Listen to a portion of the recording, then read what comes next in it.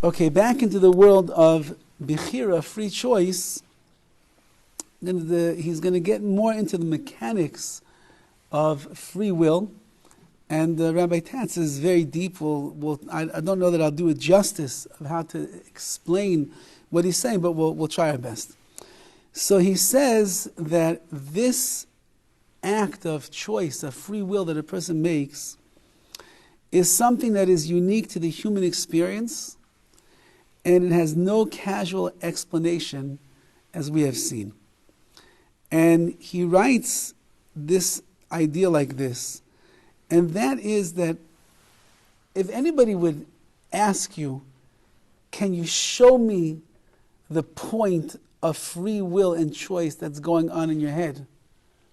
Nobody could point that out. I don't even know that in the world of science, as they get more introspective into the way in which the brain conducts itself, and the brain waves and all that's going on in the cortex and the frontal cortex and all the different things, even there, they can't find that point of free will, of choice. And Rabbi Tatz writes that it's something that's experienced in the faculty of inner awareness. In that center of consciousness, one knows that a genuine and original choice is being made. Which means that when it happens, that you are making a decision, you're making a choice, you're aware in your conscious area of your brain, you're aware that it's happening. I can't point it out. I can't show all the different things, the thoughts that are going on in my head right now. But when I finally make a choice and a decision, I'm very well aware of the fact that I just made a decision. That's why we're going to see that there's many things that we do in our life that have nothing at all to do with free choice. Because if there's no awareness of a decision that is going on inside of your brain, which you can't pinpoint, I just made a choice, so then there is no choice. Meaning, when you get out of bed in the morning, okay, so maybe you're struggling between 7:30, 8 o'clock, 8:30, 9 o'clock. Retirement has its privileges, yeah. But imagine those olden days when you were a working man, and you had to get up to get to the office at a certain time in the morning. When that alarm went off, you weren't really making an active decision to get out of bed. It's like the alarm goes off, I have a meeting at 8 o'clock, I got to be in the office by 7:45. That's how it's going to be. So when the alarm goes off at 6:30, you know that you have to get out of bed. I'm not choosing to get out of bed. I'm just doing my habitual behavior that I do in the morning because that's what I have to do. There are many things in our life that we're not really thinking about when you're driving in the car and you're going right instead of going left. When when you drive home, and the next thing you know, you're sitting in the driveway. You have no idea how you got there. I was on the phone. I was into my favorite music. How in the world did I get? I just drove 35 minutes. How did I get here? You weren't making active decisions as you were driving, changing lanes, making a right, getting out the other freeway. It's going like that. A real choice, as we're going to see, are those choices that we've been speaking about all this time. They change the person as a result of the choice and the decision that I'm making. That, says Rav Tatz, that's something that when you make that decision, you could pinpoint that place somewhere in your consciousness that you're making the decision. And therefore, he says, even though I can't bring you a hard proof that it's happening, but it's better than proof because it's the direct knowledge that you have that it's happening. I mean, someone, how do you have free will? What do you mean, how do I know? I know that I have free will because I was in a situation where I was confronted by two choices, and I was battling out inside of myself what is the right choice to make, and I made a choice, and I chose this over that. So in my mind, I'm very well aware of the place it is that I'm making free will choices, even though that I can't show it to you unless you don't have X-ray vision of my mind, but it's in there in the conscious, and it's in there and it's going on. That's the way that he wants to describe it over here. And then he says, and this is maybe beyond our pay grade over here to try to explain it, and I'm glad that we're learning it in English because I have no idea how he would explain this in Hebrew, but he says the following. He says that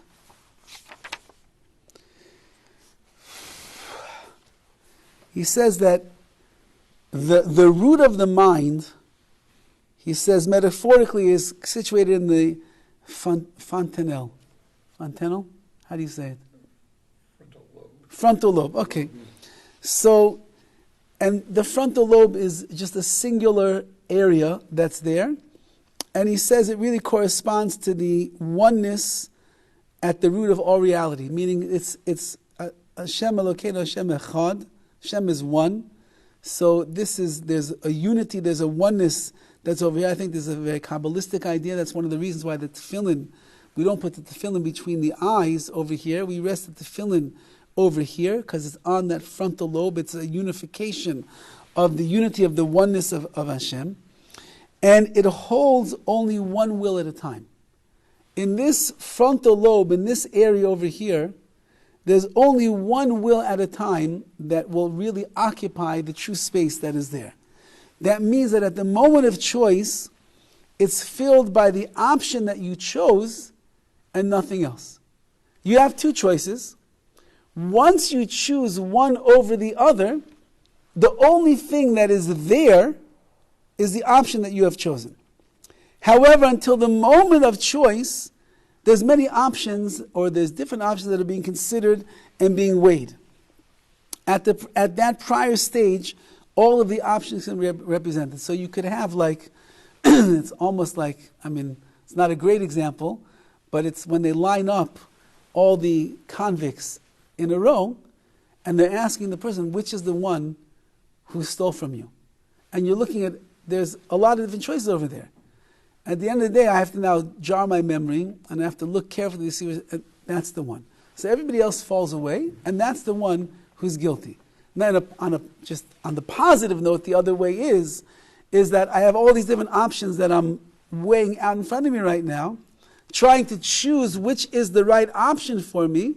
So in the meantime, all of those options are there, swimming around inside of my brain.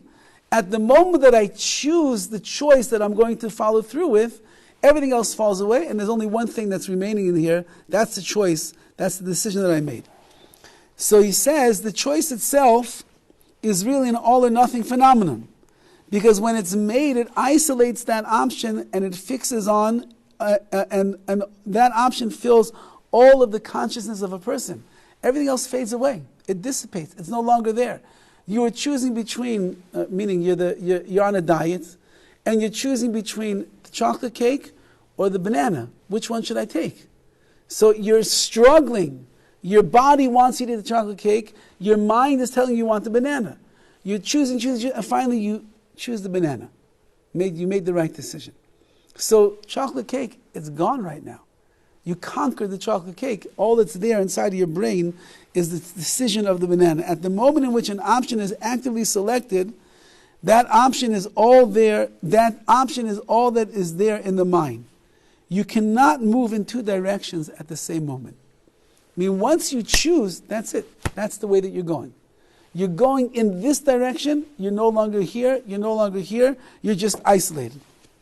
The chosen option fills the consciousness at the moment of choice, and because it occupies that dimensionless root of the mind, it is all that exists there at the moment. Which I think that he's saying a very powerful idea, and that is that choices are all in the air until you decide which one you're going to take. And the moment that you choose one side of the coin, that ends up filling up the whole area of your consciousness. That's the reality. Until you choose, it's not reality. It's options. Once you decide which option you're taking, that becomes the reality that is filling up this area of your brain. And that's very much in line with what he was saying up until this point. And that is that the choice that you're making is redefining the reality of who you are. It's redefining your character, your nature, your direction in life. It's redefining what's going on right now around you. So every time that I'm struggling in that world of choices, so it's optional. There's options, it's not reality yet. Once I grab hold of the choice that I'm going to make, whether it's the right one or, God forbid, even if it's the wrong one, so then that wrong choice also could become the reality that the person's going to live with. And this is how we're going to define ourselves. You're only your reality. So whatever's here, you are what you think, as they say. So whatever you're thinking over here, meaning based on the choices that you're making, that is the definition of who you are. So your choices will be the very defining moments in a person's life, which will create the real essence of who the person is. Okay, we'll hold it over here. The frontal lobe is all about